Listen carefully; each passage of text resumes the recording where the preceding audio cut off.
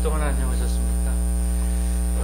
자, 오늘은 야광보살품 이제 둘째 번 시간입니다. 그래서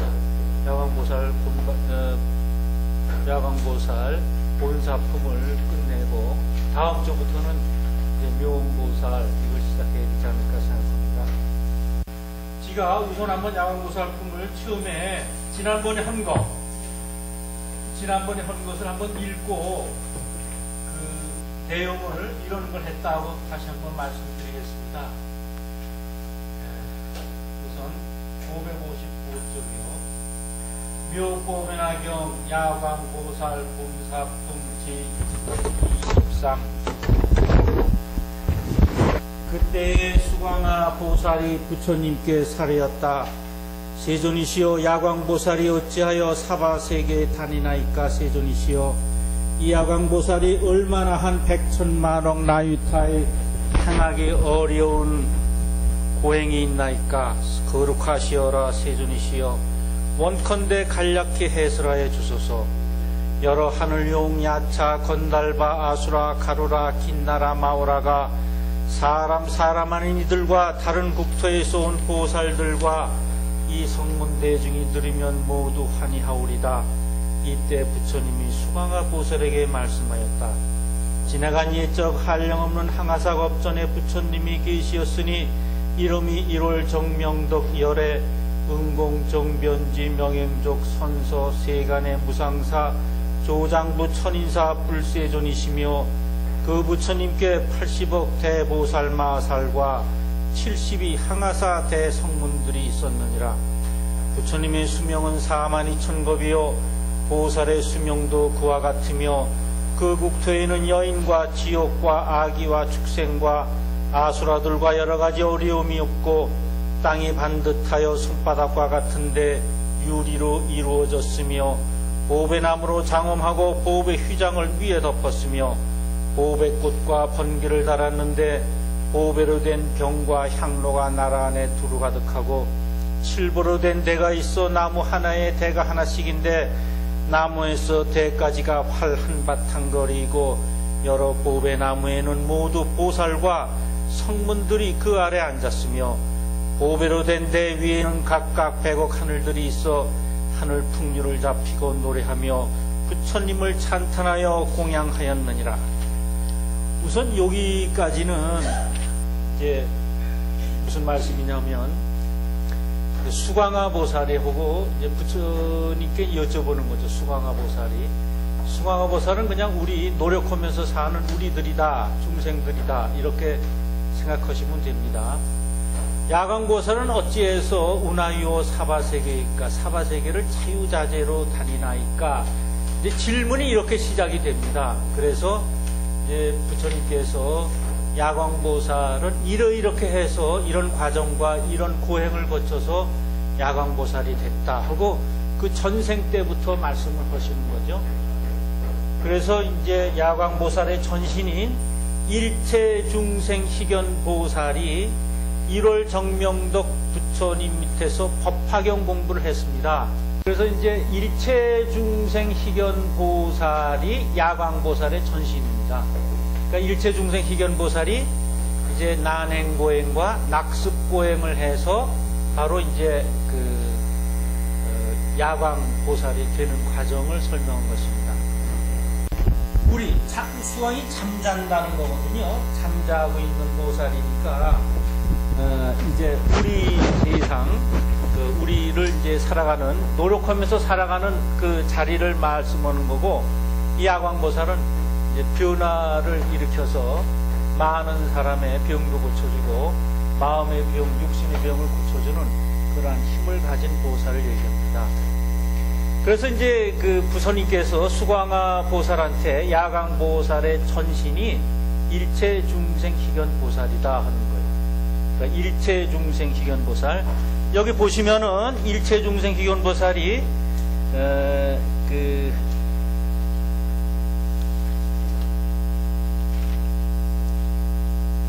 일체하고 558쪽을 보십시오.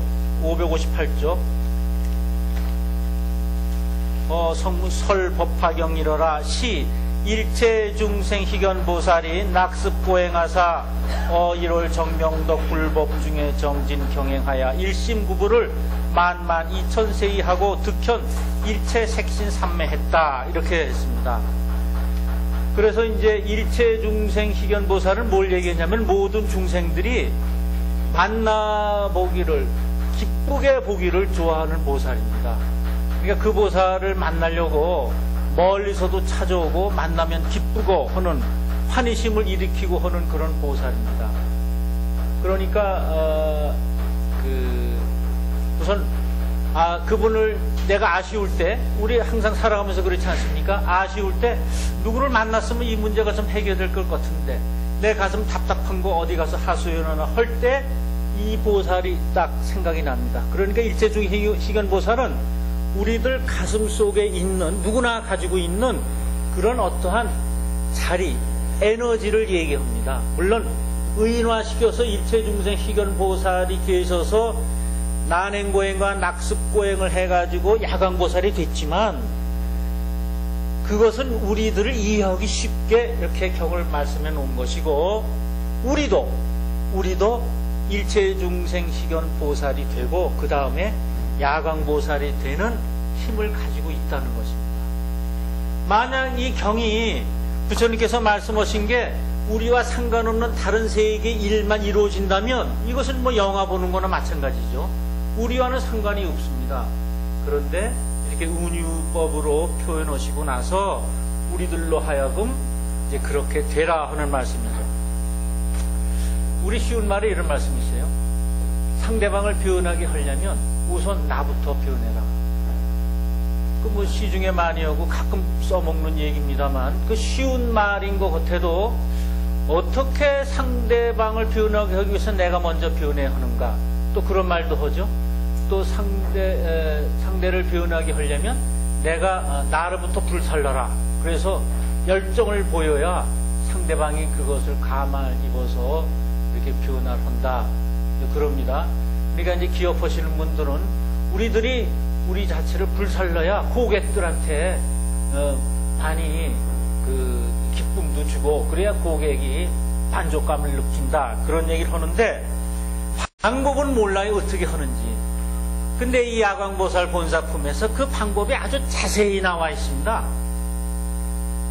그러니까 이것은 상대방을 변화시키기 위한 방법을 처음부터 형상 있는 것, 형상 없는 그런 것을 아주 자세히 나와 있어요. 한번 보시면은 이런 게 그때 나의 모습을 얘기하지 않았나 그렇게 느끼실 줄 믿습니다.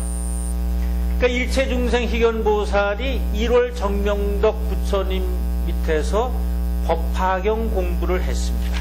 법화경 공부를 했어요. 그래서 현 일체 색신 삼매를 얻었습니다. 여기 이제 보면은 556쪽에 보면요. 지나간 예적 한량 없는 항하사겁전에 부처님이 계시었으니 이름이 1월 정명덕 열애 은공정변지 명행적. 그래서 부처님의 시포가 나옵니다.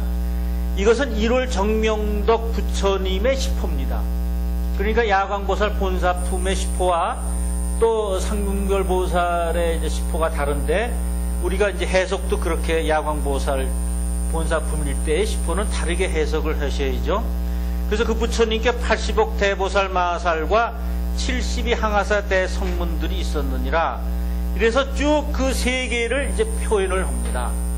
그러면은 1월 정명덕 열애 밑에서 일체중생 희견보살이 법화경을 배웠어요.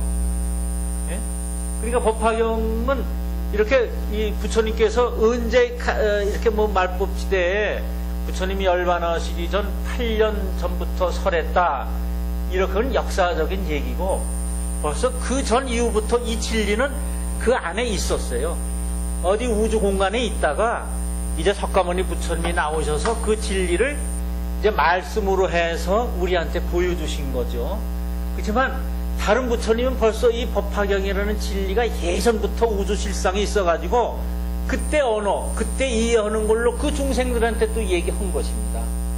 그러니까 진리는 이렇게 변하는 게 아니라 서품에서 말씀했듯이 1월 등명절에는 언제고 나타나가지고 또 필요할 때 나타나서 법화경을 설하고 또 잠시 했다가 또 다른 모습으로 나타나서 법화경을 설하고 이만옥 부처님이 차례차례로 영원 불멸하게 나오는 게 이 진리의 세계입니다. 그래서 그때 이제 1월 정명덕 부처님도 법화경을 설하셔서 일체중생희견보살이 그거를 듣고 현 일체색신 삼매를 얻은 것입니다. 그러니까 이 현 일체색신 삼매는 뭐냐면 바로 모든 사람들이 그 몸과 몸이죠. 색신 마음을 이렇게 기뻐서 언제든지 그 사람한테 맞게 어울리게 그 정도의 수준에 맞게 해서 변화시킬 수 있는 힘, 삼매, 그것을 얻은 것입니다. 그런데 이제 일체중생희견보살은 이렇게 생각하는 거죠. 내가 현 일체색신 삼매를 얻은 것은 법화경을 공부한 힘이다. 그래서 그 법화경에 이제 공양을 해야 되겠다. 이러고 이제 마음을 먹고 난행보행과 낙습보행을 하고 몸을 태우는 소신 공양까지 하고 나서 바로 이제 야광보살로 이제 변하게 됩니다. 지난번에는 이제 그 일체중생희견보살이 소신 공양하는 것까지 말씀을 드렸습니다. 근데 그 소신 공양이 이제 그 향을 여러 가지 향을 먹고 몸에 바르고 그러고 자기를 태우니까 그건 뭘로 했냐면 실제로 한 게 아니라 수의 실력으로 했어요. 실력으로. 그러니까 진짜로 이렇게 몸을 태우고 그런 게 아니라 실력으로 했기 때문에 신통의 힘과 서운으로 했기 때문에 나중에 다시 일체중생희견보살은 실제로 자기 두 팔을 태웁니다. 그래서 금빛 같은 몸을 다시 얻을 것이다 했더니 진짜 금빛 같은 몸을 얻어서 정덕 왕과의 별과 부자하고 다시 부생, 다시 태어나요. 요게 변하는 겁니다. 그러니까 소신공양을 했더니 처음에는 실력으로 공양을 했더니 변하는 힘을 얻지 못했어요. 일체중생희견보살은 많은 사람이 그 보살을 보고 좋아하고 기뻐하고 만나고 싶어 하지만 그러나 남을 변화시키는 힘은 아직 없어요. 근데 우리가 병이 들면 남을 변화시켜줘야 되거든요. 그래야 의사가 자기 처방으로 인해서 환자를 변화시켜줘야 환자가 다시 병이 낫잖아요. 그 변화시키는 힘, 이걸 법화경력이다, 이렇게 표현한 겁니다. 우리가 옛날에는, 저도 어렸을 때 그런 말씀 들었습니다만, 그 부모님 약을 지러 가면 그 의원, 옛날에 양의사는 이제 적으시고 한의사가 많으셨으니까 가면 이렇게 넙죽 절을 한답니다, 의사한테. 그땐 의원이라고 불렀죠. 그러면 그 의원은 그걸 안 됩니다. 아, 이 부모님 약을 지러 왔구나. 그러면 자기도 이제 마음을 다시 가다듬고, 의원도 뭐 다른 일 하다가 딱 하고 자기도 이제 마음을 가다듬고, 이 약을 좀 정성 들여 지어야 되겠다. 그렇게 마음을 먹고 약을 지인답니다. 그러니까 그 부모님 약을 짓기 위해서 내가 절을 했다는 건 뭡니까? 의원의 마음을 변화시켜서 정성을 들여서 약을 지어달라는 그런 표시거든요. 그러니까 일체중생희견보살은 뭐 이렇게 다 좋아하지만 변화시키는 힘은 없어요. 근데 우리는 절험으로 인해서, 몸으로 공양함으로 인해서, 즉 일체중생희견보살은 자기 양팔을 태움으로 인해서 변화시키는 힘을 갖게 되는 것입니다. 그러니까 옛날이나 지금이나 다 상대방을 변화시키려면 내가 불살고 내가 이렇게 소신공양이라든가 희생을 해야 됩니다. 그런 거를 여기서 말씀해 주고 계세요. 그래서 여기 보면은 558쪽을 보시면요, 558쪽 1월 정명덕 부처님의 법 가운데서 정진하고 거닐면서 일심으로 부처되기를 구하여 12,000세가 된 뒤에야 온갖 색신을 나타내는 삼매를 얻었느니라. 이 삼매를 얻고는 매우 즐거워서 이렇게 말하였다. 내가 온갖 색신을 나타내는 삼매를 얻은 것은 모두 법화경을 들은 힘이니 내 이제 1월 정명덕 부처님과 법화경에 공양하리라. 그럼 1월 정명덕 부처님이 뭐냐 하는 것입니다. 여기서 1월 정명덕 부처님 유인물의 17쪽을 봐주십시오. 오늘 나눠드린 1월 정명덕 부처님,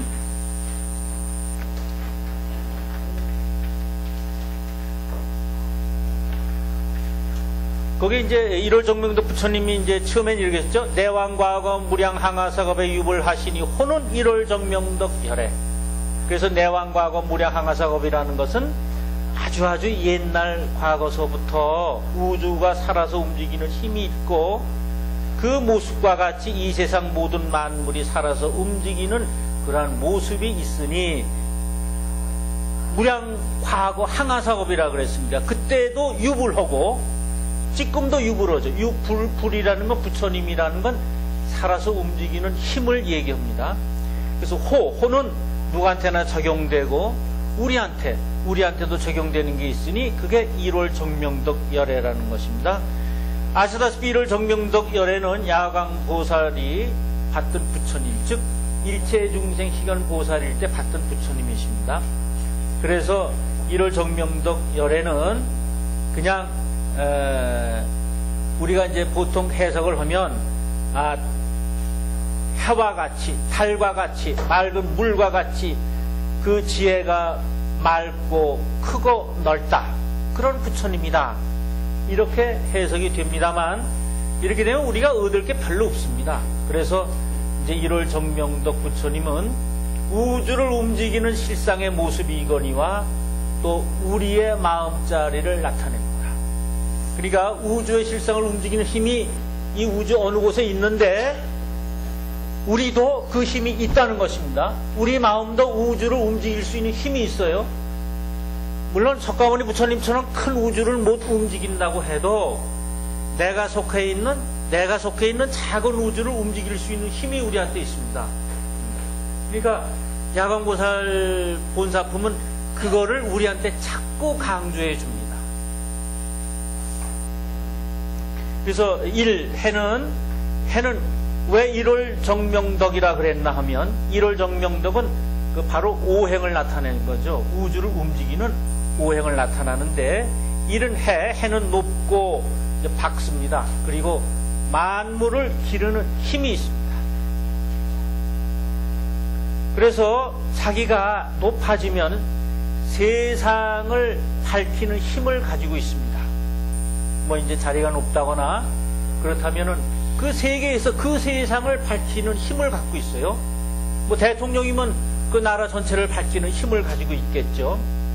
그래서 많은 사람의 길을 밝히고 답답한 사람의 마음을 밝혀줘라. 그러면 너는 해와 같은 힘을 갖는다는 거예요.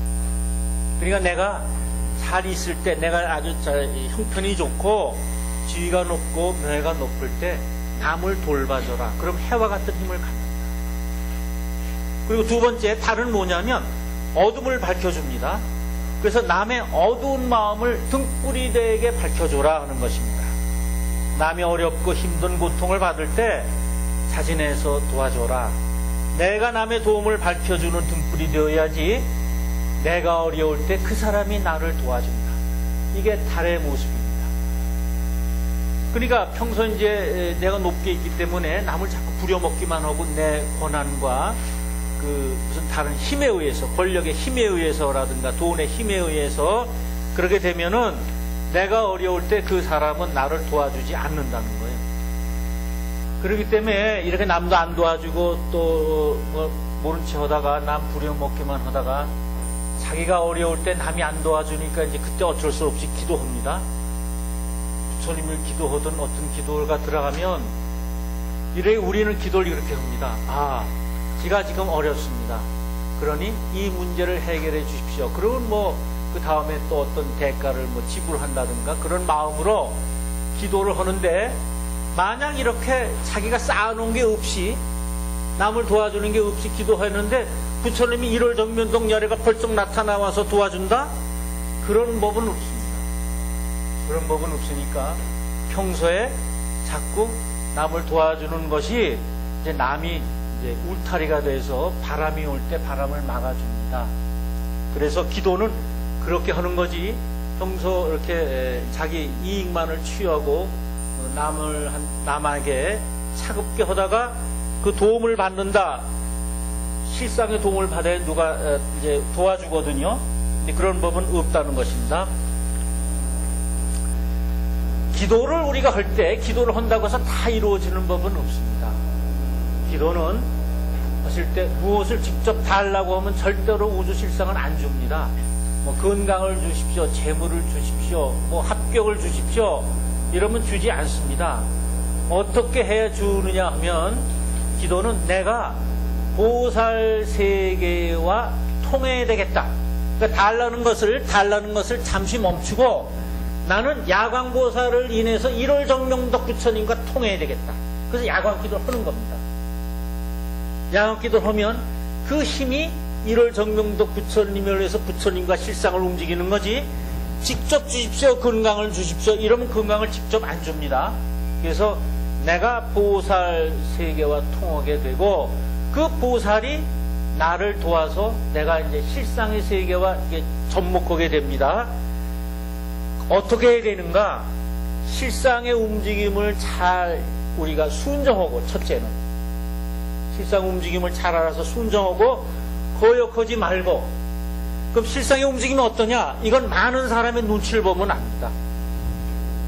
많은 사람들이 이걸 하면은 권세가 높기 때문에 그냥 따라오지만 마음으로는 저러면 안 되는데, 저러면 저거 안 되는데, 이런 마음을 먹을 땐 그거 하지 말아야 됩니다. 근데 자기가 우겨서 막 하면 틀림없이 안 좋은 결과를 갖습니다. 여러 사람의 마음이 실상입니다. 여러 사람의 마음이. 그래서 자기가 자기 이득을 위해서 다른 사람을 이렇게 부릴 때 이렇게 얘기합니다. 난 국가와 민족을 위해서 봉사한다. 하지만 다른 사람은 벌써 알고 있습니다. 저 사람이 지금 또 한 번 큰 자리, 높은 자리에 앉아가지고 또 호령하려고 그러는구나. 미리 알아요. 미리 자기 마음을. 그게 실상입니다. 그 다른 사람의 많은 마음을. 그리고 자기가 끊임없이 노력합니다. 노력하는 모습을 보여줘야 됩니다. 그리고 진실하도록 내가 실상에 순종하고, 그리고 노력을 게을리하지 않게 해주시고, 그리고 인생에 대해서 진실해지도록 해주십시오. 요게 기도입니다. 그렇게 해야 됩니다. 뭘 달라는 게 아니라 내가 내 자신을 컨트롤할 수가 없습니다. 나도 탐짐치가 많아서요. 그러니 내 실상의 뜻대로 내 마음을 잘 따라가게 하고, 그 다음 내가 게을르지 않게 노력하게 하고, 그 다음에 순정하게 하고 진실되게 살게 해 주십시오 하고 보살님한테 기도하면 그 보살님이 부처님과 연결돼서, 야광보살은 1월 정명덕 불과 연결되잖아요. 그래서 실상을 움직이는 힘을 갖고 있는 것입니다. 이것이 기도하는 법입니다. 그러니까 직접 부딪혀서 달라 그러지 말고, 그러니까 대통령하고 직접 부딪히면 안 되잖아요. 그 밑에 뭐 국장도 통하고 장관도 통하고 그래야 어떻게 뭐 되는 거지. 직접 맞닥뜨리면 너 왜 무슨 일이야? 나 알지도 못하는데 이러고 거절당하기 십상이죠. 그래서 그런 미리 열심히 이제 자기 일을 하고 나서 그 이제 부탁을 하면 거기에 이제 들어준다는 것이 이제 야광보살의 이제 얘기입니다. 그 다음에 1월 정이죠. 물 맑을 정입니다. 이건 뭐냐면 이제 작은 웅덩이의 물은 금세 흙탕물이 됩니다. 그런데 바다가 깊고 넓고 크면은 항상 물이 맑습니다. 그래서 우리 마음도 바다와 같이 깊고 넓고 커라. 그래야 실상이 움직인다는 것입니다. 그리고 바다는 짠맛을 내죠. 그래서 인간 세계에서 우리가 소금이 되라. 그런 얘기입니다. 근데 바다가 짠맛을 내는 건 그 많은 물을 마다않고 받아서 갖가지의 물을 다 받죠. 그리고 자기가 제일 낮아요.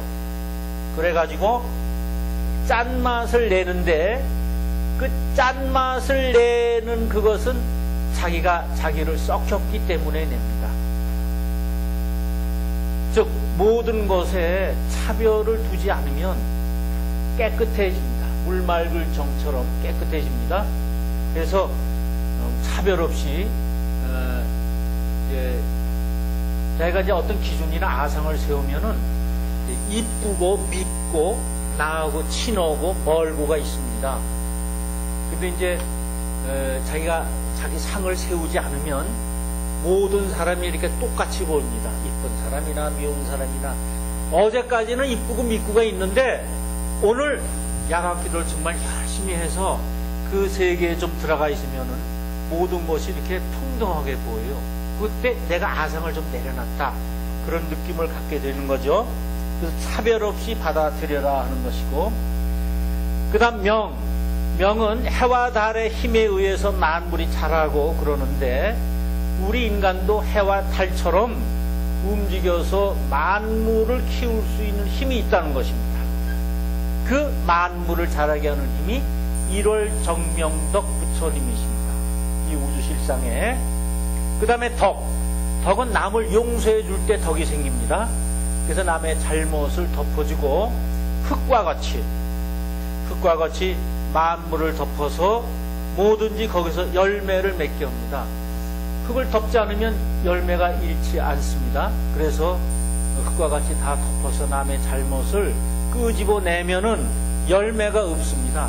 근데 남의 잘못을 덮어서 그 사람으로 하여금 열매를 맺게 해서 그것이 온 인류를 도와주는 그러한 게 덕입니다. 그래서 1월 정명덕 열에는 우주의 실상을 움직이면서 우리가 갖추어야 되는, 우리가 변화하려면 갖춰야 되는, 즉 내가 병이 들어서 육신의 병과 마음의 병이 들었을 때 사업이 잘 되고 잘했는데 잘 안 됐을 때, 즉 명예와 권세가 대단했는데 그것이 다 떨어질 때, 그때 1월 정명덕 그 마음을 가지고 부처님께 실상의 기도를 한다, 그런 뜻입니다.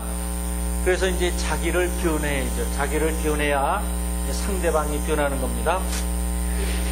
그래서 지난번에는 이제 그래서 거기 563쪽에 용안이 심기묘시며 광명이 조시방이 샀다. 아적 증공양이더니 금부 한친분 하여이다. 이런 것을 했습니다. 이게 이제 그 프린트물 18페이지 18쪽을 봐주시면은 이거를 3번씩 이렇게 염어라 그러시네요. 그 3번. 용안이 심기며 헙시며 광명이 조시방이 샀다. 아적 증공양이더니 금부 한친분 하여이다. 이렇게 어떤 자기가 어떤 가락을 넣든 뭐 동요를 넣어서 이렇게 가락을 하시든 아니면 시조를 하시든 그냥 읽으시든 반야심경이나 뭐 천수경 외우시듯이 이걸 그냥 외우십시오. 외우시면은 3번씩, 그러면 자기를 변화하는 힘이 이 속에서 나오신답니다. 그래서 해석은 이렇습니다. 부처님의 얼굴은 매우 아름답고 미묘하시며 지혜의 힘은 시방을 다 비추고 있습니다. 그것이 용화는 심기묘 헙시고 광명은 조시방이 샀다. 용화는 부처님 얼굴이죠. 아주 심기묘, 매우 묘하시고 기묘하시며 광명은 조시방이 샀다. 거기 부처님 얼굴에서 나오는 광명이 시방세계 온 우주를 다 비추입니다. 아적 증공양이더니 내가 일찍이 공양했었더니 금부 한친근 허이다. 전상에서 공양을 했는데 이생에 와서 또 그 1월 정명덕 부처님께 또 다시 공양을 드리게 됐습니다 하고, 이제 자기가 스승님을 옛날에 배움을 이제 주셨던 그 스승님을 다시 만나뵈서 스승님을 다시 만나는 겁니다. 그러니까 그 고마움과 감격을 이렇게 노래한 것이죠. 그러면 이제 이렇게 부처님은 얼굴은 참 미묘하시구나. 그 지혜에 비친 사방을 비추고 있습니다. 그래서 나는 다시 공양을 드립니다. 아, 참 스승님 너무 감사합니다. 이런 얘기도 됩니다만 우리한테 어떻게 그것이 이제 변화해서 작용을 해야 되거든요. 그래서 여기 밑에 보면 심기묘하다 하는 것은 왜 뭘 나타내냐면은 우리 인간은 실상에서 가져온 자기 모습대로 살아야 됩니다. 근데 살다 보면은 자기 모습은 즉 감추고 남의 모습으로 이렇게 사는 경우가 많습니다. 그렇게 되면 다른 사람과 호흡을 같이 할 수가 없습니다. 왜냐하면 사람들은 그 얼굴을 보고 그 얼굴에 맞게 대접을 해줍니다. 거지 얼굴을 하고 오면 거지처럼 대해주고 장관의 모습으로 오면 장관처럼 이렇게 해줍니다. 그러니까 자기가 얼굴을 바꾸면 자기 본 얼굴이 아니고 다른 얼굴을 바꾸면 다르게 해결해주고 다르게 대접해줍니다. 그건 자기가 아니죠. 자기가 아니니까 아무 소용이 없습니다. 그래서 제 모습대로 살면 누구와도 호흡을 맞출 수 있지만 자기가 아상을 높이고 살게 되면은 누구와도 어울릴 수가 없습니다. 예를 들어 이제 높은 분이 이렇게 오시면은 따로 밥상을 이렇게 해드리잖아요. 어느 뭐 집이나 이렇게 하면. 근데 그분은 어느 자리에 가도 다 이렇게 따로 대접을 받아왔기 때문에 그 자리에 있을 땐 그게 자기는 이제 아주 그냥 아주 능숙해서 통하지만 그 자리 일단 떠나면 밥상을 차려주지 않습니다.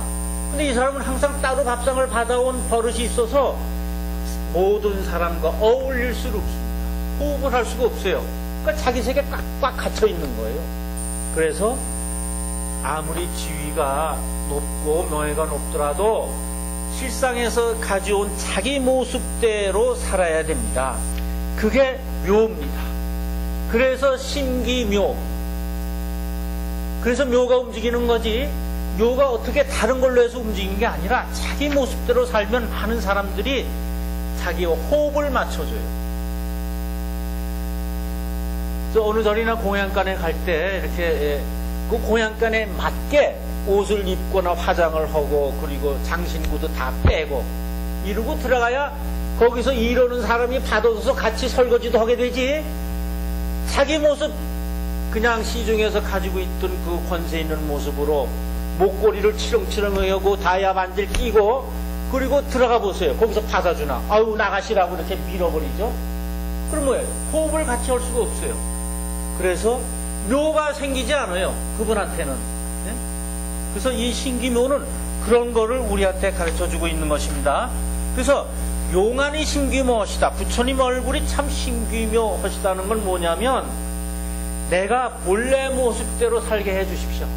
아 나는 마음이 약합니다. 그래서 탐진치에 휩쓸리기 쉬우니 왜 세 번을 부르는가? 용안이 심기묘 없이묘 광명이 조시방이 있었다.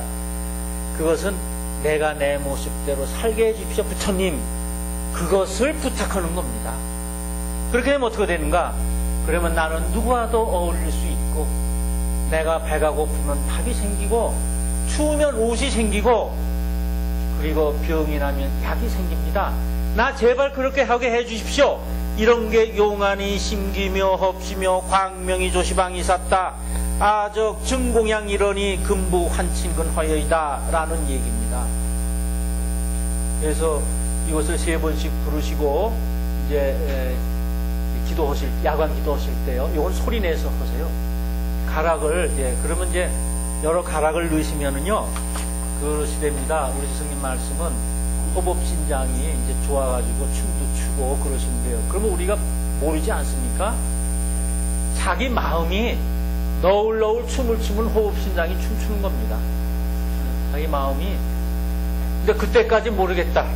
나 이거 아무리 읽어봐도 그저 그냥 딱딱한 생각만 들고 이게 뭐 이 얘기가 현실적이지 않고 뭐 만화를 보는 것 같고 그렇다. 그러면 또 자꾸 읽으세요. 그럼 언젠가 이제 변화가 옵니다. 변화가 꼭 오니까. 네?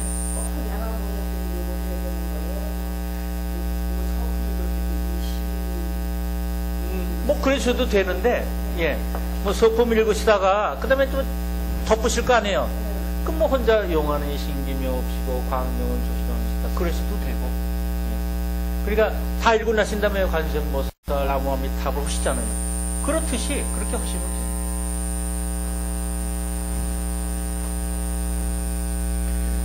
광명이 조시방에 샀다. 그 지혜의 광명이 시방세계를 다 비춘다. 그러니까 그것은 왜 그럽니까? 내가 이 실상세계에서 내가 원하는 대로 다 준다는 것입니다. 그 사방에 있는 사람들이 내가 실상에서 온 대로 살았더니 그 사람들이 다 울타리가 돼가지고 바람막이를 다 해줘서 내가 죽지 않고 아늑하게 내가 필요한 대로 그 사람들이 다 준다는 것을. 아적 증공양이더니 나는 지금까지 내 재주만 믿고 살았지만은 이제 보니 내 재주 외에 나를 움직이는 힘이 따로 있구나. 이걸 알았다는 겁니다. 아, 난 나 달라는 맛에 산 줄 알았더니 내가 성공한 것이 내 재주만 믿고 그랬다더니 아니구나. 다른 힘에 의해서 내가 지금까지 살았구나. 그래서 오늘 금부환친근하여이다. 내가 다시 와서 보니 잘못 살았구나. 내가 옛날 내 모습으로 돌아가야겠구나. 이것이 바로 아적 증공양이더니 금부환친근하여이다 라는 말씀인 것입니다. 요게 이제 지난번까지의 이제 그 말씀이었습니다. 그래서 그 이제 일체중생 희견보살이 그 이제 야광보살이 돼가지고서 그 하는 것이죠. 그래서 오늘 이제 변화하는 장면을 같이 한번 읽으시겠습니다. 그러면 563쪽 18항부터 한번 읽으시겠습니다. 저 읽으실 때 중간부터 읽으셔도 처음에 묘법연화경 야광보살 본사품 제20 하고 나서 이제 읽으시는 겁니다. 예. 묘법연화경 야광보살 본사품 제20 이시의 희견보살이 잘못 읽었습니다. 저는 원문을 다시 읽겠습니다. 이때 일체중생 희견보살이 개성을 말하고 부처님께 사례었다. 세존이시여 세존께서 오히려 세상에 계시나이다. 이때 1월 정명덕 불이 일체중생 희견보살에게 말씀하였다. 선남자여 나의 열반할 때가 되었고 없어질 때가 되었으니 그대는 평상을 깔아놓아라. 내가 오늘 밤에 열반에 들리라. 또 일체중생 희견보살에게 일렀다. 선남자여 내가 불법을 그대에게 부족하노라. 또 모든 보살 대제자들과 안욕따라 삼맥 삼벌이 법과 또 삼천대천의 칠보세계와 여러 보배 나무와 보배 대와 시중드는 하늘을 모두 그대에게 맡기노라. 내가 열반한 뒤의 사리까지도 그대에게 부족하노니 마땅히 널리 선포하되 공양을 많이 베풀고 여러 천개 탑을 쌓으라. 1월 정명덕 부처님이 이렇게 일체중생 희견보살에게 분부하시고 밤이 늦은 뒤에 열반에 드시었느니라. 이때 일체중생 희견보살은 부처님의 열반하심을 보고 비감하고 안타깝고 부처님을 사모하여 곧 해찬 전단나무로 소산을 만들어 부처님 시체를 공양하여 사르고 불이 꺼진 뒤에 사리를 가져다 84,000 보배 항아리에 담아 84,000 탑을 쌓았으니 높이가 3세계요 찰간으로 장엄하고 건기와 일산을 들이우며 보배 풍경을 많이 달았느니라. 이때 일체중생 희견보살이 다시 생각하였다. 내가 비록 이렇게 공양하였으나 마음이 흡족하지 못하니 내가 이제 다시 사리에 공양하리라 하고 모든 보살 대제자들과 하늘용 야차 등 모든 대중에게 말하였다. 그대들은 마땅히 일심으로 생각하라. 내 이제 1월 정명덕 부처님의 사리에 공양하려 하노라. 이렇게 말하고 84,000 탑 앞에서 100가지 목으로 장엄한 팔을 72,000년 동안 태워서 공양하여 성문을 구하는 수없는 대중과 한량없는 나승지 사람으로 하여금 안욕따라 삼맥삼불이 힘을 내고 모두 온갖 색신을 나타내는 삼매에 머물게 하였느니라. 네, 여기까지요. 그러니까 이제 1월 정명덕 부처님이 이제 다시 이제 열반에 드시는 것이죠. 그래서 일체중생 희견보살이 이제 정말 안타깝고, 그래서 부척하는 거예요. 불법을 부척을 하는 거죠. 부척해가지고 안약따라 삼맥삼보리법과 보살 대제자와 그리고 삼천대천세계 칠보세계, 그러니까 그 불법에서 일어나는 모든 것, 이런 거를 다 이제 부척하고, 그 다음에 열반한 다음에 사리가 나오면 그것을 탑을 세우라, 그런 말씀을 하시고 열반의 뜻입니다. 그러니까 이제 이게 부척, 자기 어렵지만 이거 좀 해달라는 거 아닙니까? 우리가 22 부척품에서, 그래서 거기서 부처님께서 총루품을 놓고 여기서 일체중생 희견보살한테 부척하는 게 나오는 것입니다. 이 법화경 28품은요, 잘 읽어보시면 컴퓨터가 이런 컴퓨터가 없습니다. 착착착 맞게 돼 있고, 컴퓨터는 사람이 입력을 해야 되지만, 이거는 우주실상에서 나오는 걸 그대로 이렇게 나열해놨기 때문에 우리가 아무 욕심이 없이, 나의 기준이나 이런 거 없이 그냥 이 법화경 속에 들어가면 그 순서 짜임도 정말 기묘해요.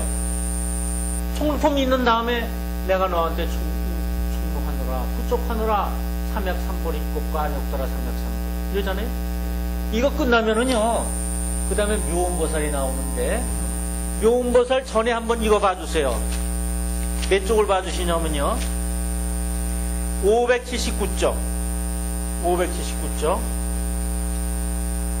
이제 야광보살 끝이거든요. 야광보살 끝에 거기 보세요. 중간에 이 야광보살 본사품을 말씀할 때에 84,000 보살이 모든 중생의 말을 하는 다란이를 얻었다, 이렇습니다. 그러니까 뭐냐면 해 일체 중생 어원 다란이, 말을 하는 다란이를 얻었어요. 일체 모든 중생들의 말을 아는. 우리는 이 야광보살 본사품을 다 이렇게 공부하면 뭐냐, 우리한테 오는 게 현 일체시킨 삼매와 모든 사람의 말을 아는 해 일체 중생 어원 다란이를 얻는 거예요. 그러니까 우리가 다른 사람 말, 나한테 기준을 세워서 다른 사람의 말을 듣기 때문에 갈등이 생기고 화합도 잘 못하고 그러는데, 그게 없어졌다는 거예요. 소신공양, 낙습고양, 난행고양, 낙습고양, 소신공양을 했더니 다 나는 뭐야, 다른 사람한테 다 맞추는 그런 정말 불수 자성 수연성이에요. 내 자성이 없어지고 자성을 지키지 않고 이 우주는 그냥 인연 따라 이루듯이 높은 사람이 오면 높은 사람이 온 대로 말을 다 알아맞히고, 거지가 오면 거지가 쓰는 말을 다 알아맞고, 그래서 그 사람들한테 환희심을 일으켜줘요.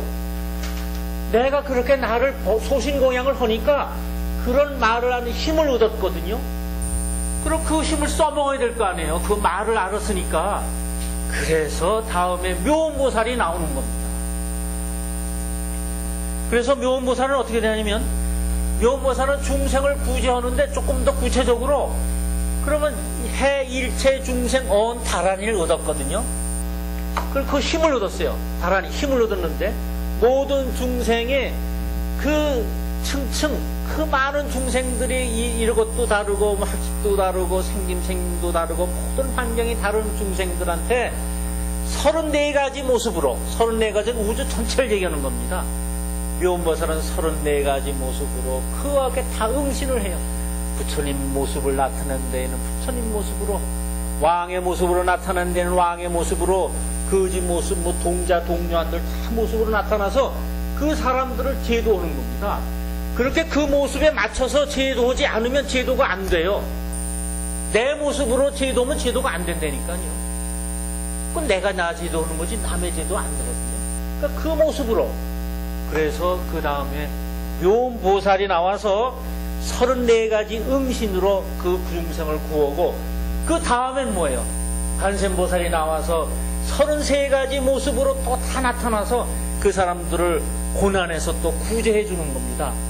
그러니까 야광보살은 변화를 나타내는 것인데 그 변화가 나를 버려야 나를 난행고행, 낙습고행, 내 몸을 태우는 소신공양을 해야 나를 상대방한테 맞출 수 있다.